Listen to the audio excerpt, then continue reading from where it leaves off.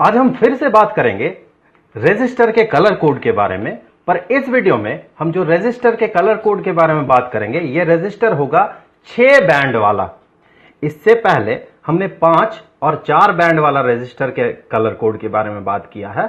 आज हम बात करेंगे 6 बैंड वाला रेजिस्टर के कलर कोड के बारे में। तो जब रेजिस्टर में 6 बैंड्स हो तो उसके जो पहले 3 बैंड्स होते हैं, ये पहले 3 बैंड्स, यहां मैं फिर से बता दूं कि आप कैसे समझेंगे कौन पहला है और कौन अंतिम है, कि हमें इधर से कंसीडर करना चाहिए या फिर इधर से कंसीडर करना चाहिए। उसके लिए ये जो आपको गैप दिख रहा बीच में, ये गैप ज्यादा होगा अंतिम 2 बैंड से पहले। हमें कंसीडर करना है इधर से। पहला जो 3 बैंड्स, ये 3 इंडिकेट करता है सिग्निफिकेंट डिजिट्स को। ये हो गया फर्स्ट सिग्निफिकेंट डिजिट, ये हो गया सेकंड सिग्निफिकेंट डिजिट और ये हो गया थर्ड सिग्निफिकेंट डिजिट। तो चलिए हम आगे देखेंगे ये सिग्निफिकेंट डिजिट है क्या और इसे हम कैसे यूज करेंगे, इसका जब हम रेजिस्टेंस पता करेंगे। ये जो चौथा बैंड होता है, ये होता है मल्टीप्लायर।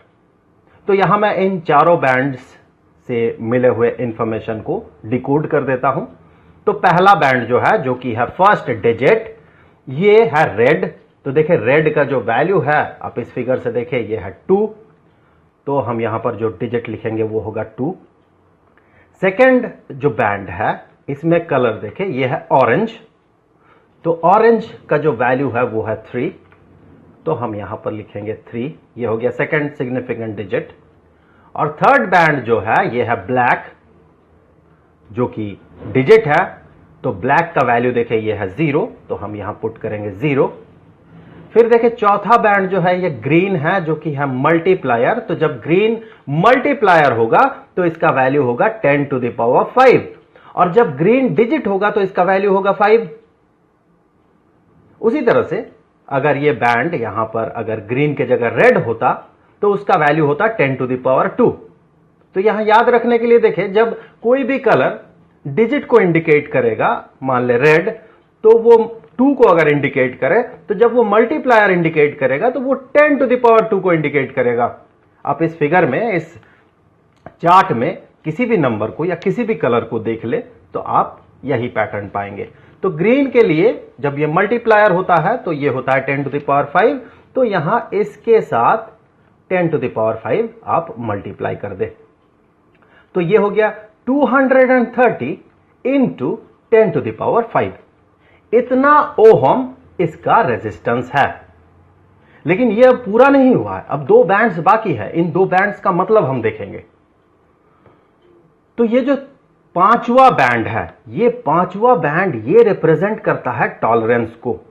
तो इससे पहले 2 वीडियो में हमने बात किया था, एक में 4 बैंड रेजिस्टर, एक में 5 बैंड रेजिस्टर। इन दोनों में हमने बात किया था कि ये टॉलरेंस क्या होता है। चलिए मैं फिर से इसे डिस्कस कर लेता हूं।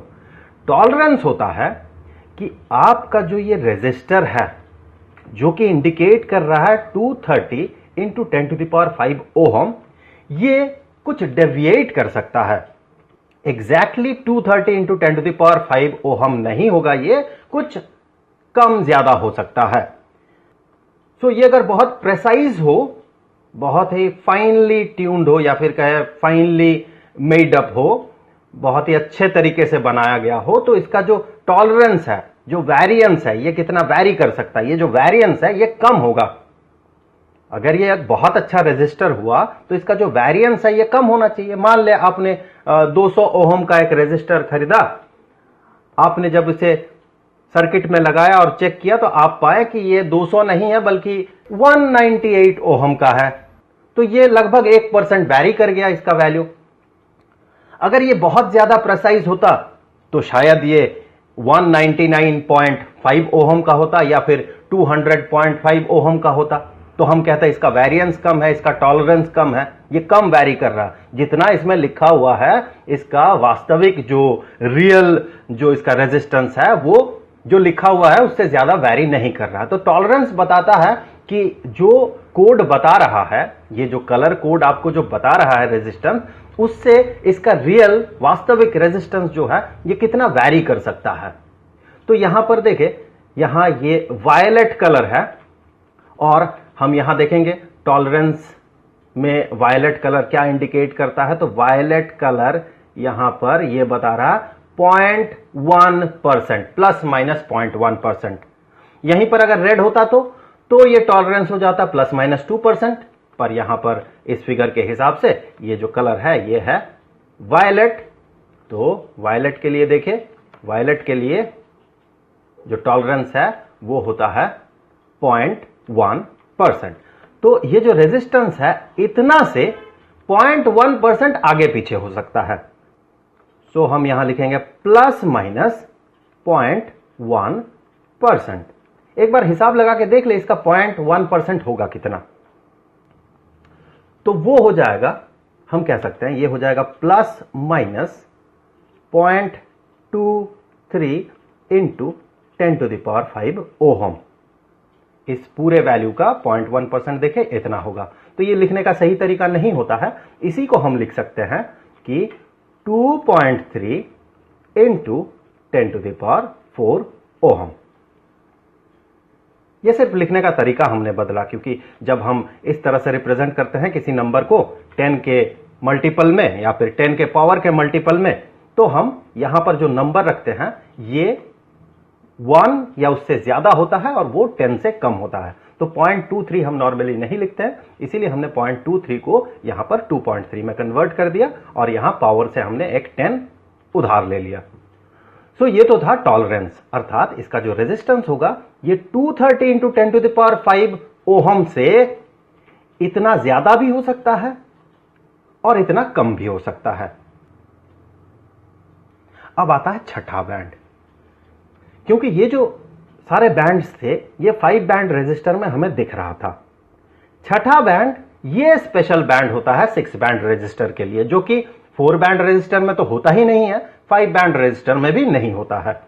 तो ये जो छठा बैंड है ये इंडिकेट करता है टेम्परेचर कोएफिशिएंट ऑफ रेजिस्टेंस को। और ये है क्या? ये है ब्लू। तो देखिए ब्लू के लिए जो वैल्यू होगा ये होगा 10। अब देखते हैं ये 10 क्या है, परसेंट है या फिर क्या है। ये है पार्ट्स पर मिलियन। सो ये जो यूनिट होगा इसका होगा यूनिट पार्ट्स पर मिलियन। हम इस पार्ट्स पर मिलियन में थोड़ी देर बाद चर्चा करते हैं। फिलहाल देख लेते हैं कि ये टेम्परेचर कोएफिशिएंट ऑफ रेजिस्टेंस होता क्या है। तो इस पे हमने काफी चर्चा किया है, तो उस वीडियो का लिंक मैं यहां पर डाल रहा हूं। आपको सजेस्टेड वीडियो में दिखेगा वो वीडियो और आपको डिस्क्रिप्शन में भी उसका लिंक मिल जाएगा। मैं इन शॉर्ट बता देता हूं कि टेम्परेचर कोएफिशिएंट ऑफ रेजिस्टेंस का मतलब होता है कि अगर टेम्परेचर को हम बढ़ाते हैं, हमें पता है कि टेम्परेचर बढ़ाने से रेजिस्टेंस सेम नहीं रहेगा। कंडक्टर के लिए रेजिस्टेंस बढ़ जाता है और सेमीकंडक्टर के लिए रेजिस्टेंस घट जाता है।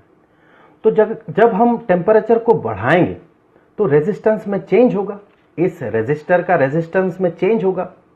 तो जिस रेट से टेम्परेचर बढ़ाने से रेजिस्टर के रेजिस्टेंस में चेंज होता है उसे हम कहते हैं टेम्परेचर कोएफिशिएंट ऑफ रेजिस्टेंस। और इसका यूनिट इस केस में जो हम यूज करते हैं वो है पार्ट्स पर मिलियन पर डिग्री सेल्सियस। तो फिजिक्स के स्टूडेंट के हिसाब से मैं यहां डिग्री सेल्सियस नहीं लिखूंगा, मैं यहां पर केल्विन लिखूंगा। सो पार्ट्स पर मिलियन पर केल्विन। अब ये पार्ट्स पर मिलियन है क्या? 1 मिलियन का कितना भाग? तो अगर छठा बैंड ब्राउन होता जो कि इंडिकेट करता 100 ppm अर्थात पार्ट्स पर मिलियन पर केल्विन, तो 100 ppm का मतलब क्या होता है? उससे पहले देखिए परसेंटेज का मतलब क्या होता है। ये 1% जो यहां आपको दिख रहा है इसका मतलब क्या है? 100 में 1, यही तो होता है परसेंट। ये 2% रेट के लिए क्या बता रहा है? 100 में 2। उसी तरह से 100 पार्ट्स पर मिलियन का मतलब होता है 1 मिलियन में 100। जैसे यहां पर 100 में 1 था, यह होगा मिलियन में 100। मिलियन होता क्या है? मिलियन होता है 1000 गुना 1000, जो कि बराबर है 10 लाख के। तो 10 लाख में 100, इसका मतलब होता है 100 ppm।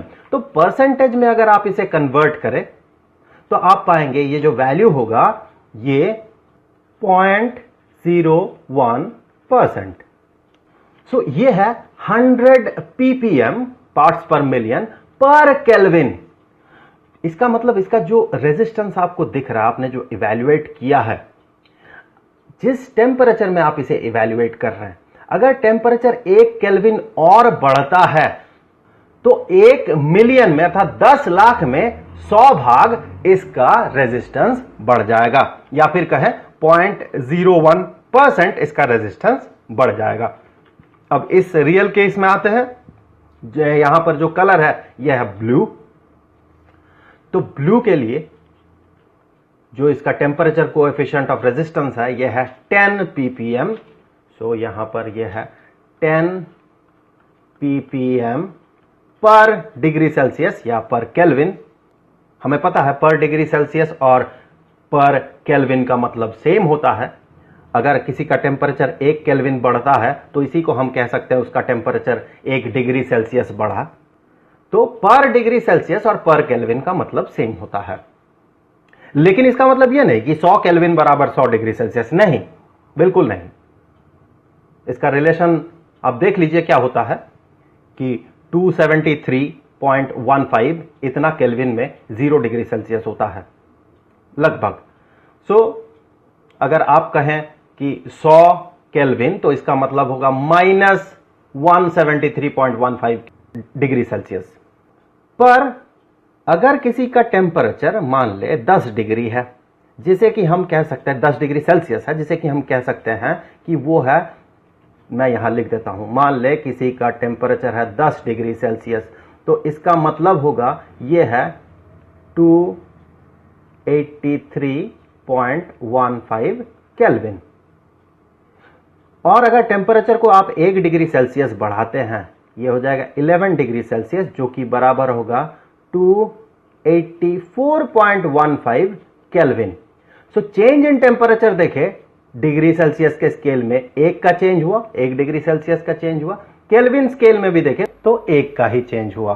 सो 1 केल्विन का चेंज, जिसे कि हम पर केल्विन से इंडिकेट कर सकते हैं, वही बराबर हो जाएगा पर डिग्री सेल्सियस। तो ppm पर केल्विन को ppm पर डिग्री सेल्सियस भी हम कह सकते हैं। ये दोनों बराबर चीज है। तो अब आते हैं इसका मतलब क्या है। 10 ppm पर केल्विन, 10 ppm पर केल्विन का मतलब होगा, जो कि इस रेजिस्टर का 6th बैंड है ब्लू कलर, उसका मतलब है 10 ppm पर केल्विन या पर डिग्री सेल्सियस। तो इसका मतलब होगा कि 1 मिलियन अगर इसका रेजिस्टेंस होता, अर्थात 10 लाख ओहम अगर इसका रेजिस्टेंस होता, तो 1 डिग्री सेल्सियस आप अगर टेम्परेचर को बढ़ाते या 1 केल्विन अगर आप टेम्परेचर को बढ़ाते तो उसमें 10 ओहम रेजिस्टेंस बढ़ता। अगर रेजिस्टर का रेजिस्टेंस ये 2 मिलियन का हुआ, अर्थात 20 लाख ओहम का हुआ, तो फिर अगर आप 1 डिग्री सेल्सियस टेम्परेचर को बढ़ाते तो 20 ओहम रेजिस्टेंस बढ़ता। 2 डिग्री सेल्सियस टेम्परेचर को बढ़ाते तो 40 ओहम रेजिस्टेंस बढ़ता।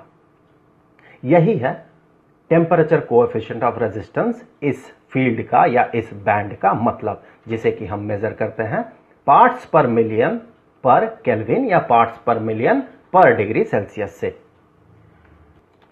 सो यहां पर लिख देते हैं इसका टेम्परेचर कोएफिशिएंट ऑफ रेजिस्टेंस जो है यह है 10 पार्ट्स पर मिलियन पर केल्विन। चलिए इस बार मैं पर डिग्री सेल्सियस लिख रहा हूं, पर डिग्री सेल्सियस। तो फिर एक बार कंपेयर कर लेते हैं कि 4 बैंड रेजिस्टर में हमने क्या देखा था। 4 बैंड रेजिस्टर में 4 बैंड होते हैं, उसमें ये फर्स्ट बैंड होता है, ये सेकंड बैंड होता है। उसके बाद जो तीसरा बैंड होता है वो मल्टीप्लायर का होता है और वहां पर टॉलरेंस भी रहता है एज 4th बैंड।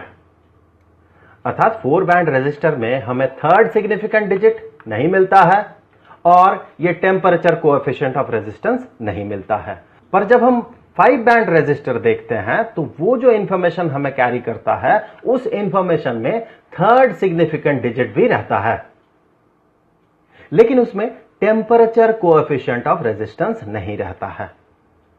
ये टेम्परेचर कोएफिशिएंट ऑफ रेजिस्टेंस ये सिर्फ और सिर्फ 6 बैंड रेजिस्टर में ही होता है। तो इससे हम समराइज कर सकते हैं कि जो 4 बैंड रेजिस्टर है वो आपको ये नहीं बताता है कि टेम्परेचर के वेरिएंस के साथ साथ इसका रेजिस्टेंस में कितना चेंज होगा, तो ये नहीं बताएगा 4 बैंड रेजिस्टर। साथ ही साथ चूंकि उसमें थर्ड बैंड नहीं होता है जो कि 5 बैंड रेजिस्टर में होता है, तो 4 बैंड रेजिस्टर जो है वो ज्यादा प्रेसाइज इंफॉर्मेशन कैरी नहीं कर पाता है। लेकिन 5 बैंड रेजिस्टर चूंकि इसमें थर्ड सिग्निफिकेंट डिजिट होता है, तो ये 4 बैंड रेजिस्टर से थोड़ा ज्यादा इंफॉर्मेशन कैरी करता है। ये उस रेजिस्टर के रेजिस्टेंस को थोड़ा ज्यादा प्रेसाइजली इंडिकेट कर पाता है या डिपिक्ट कर पाता है, पर वो भी आपको ये नहीं बता पाएगा कि उस रेजिस्टर में टेम्परेचर के साथ साथ किस रेट से रेजिस्टेंस चेंज हो रहा है। यह हमें सिर्फ 6 बैंड रेजिस्टर में दिखेगा।